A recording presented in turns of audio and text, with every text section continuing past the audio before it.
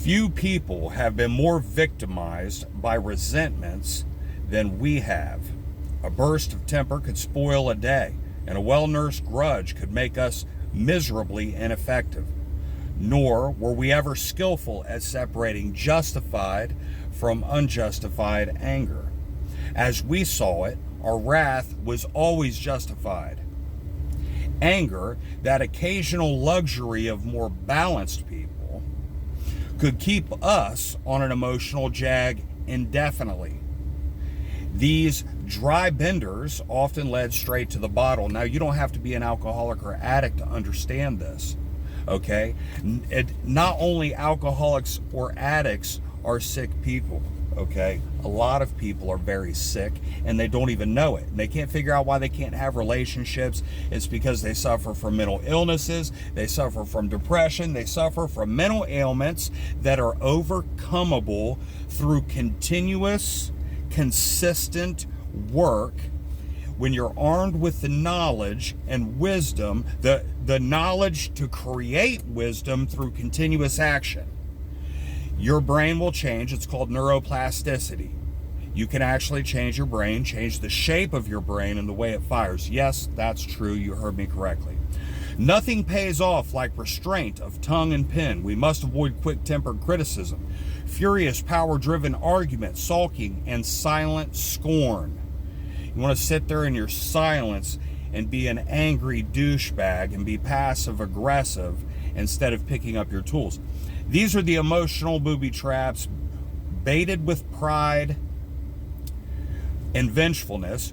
When we are tempted by the bait, we should train ourselves to step back and think. We can neither think nor act to good purpose until the habit of self-restraint has become automatic. Until the habit of self-restraint has become automatic.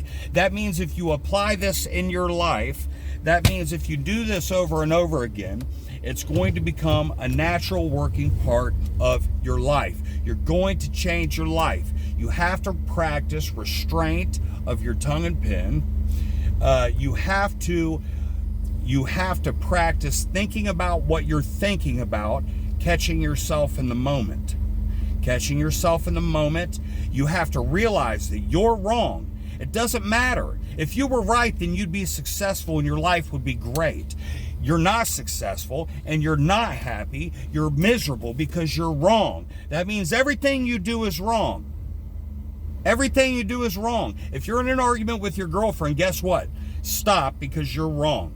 Anytime you're operating from a sick frame of mind, you're wrong. Because your beliefs are rooted in sickness, your point of view, the things you're saying, your actions, everything you're doing is rooted in the sickness of your mind. How can you possibly be right when you're operating from a place of sickness? You can't. You're not right. It's okay to be wrong. It's all right. It's not going to kill you as a man to say, you know, maybe I'm wrong.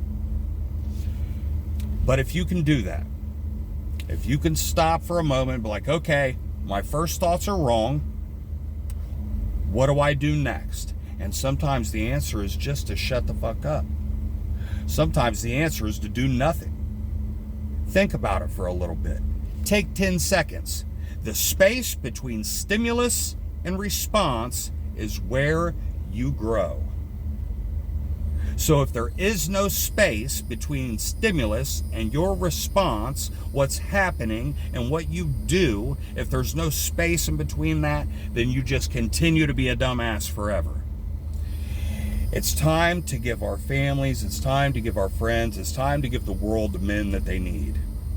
Strong men are going to have to stand up and become men again. We're going to have to be better men than our fathers, better men than our grandfathers. We're going to have to really step it up here, because it's going to take a couple generations to change the sicknesses that are being bestowed on this world. And it all starts with us individually in our world. And the better we get, the more we can increase that world. Now, I've had my periods of solitude, and that's very selfish of me. But I've decided over the last few months to really make a change, and that's exactly what I'm doing. That's exactly what I'm doing right now. So subscribe, like, and share. Let's start getting these messages out and helping men grow and change. Y'all have a good day.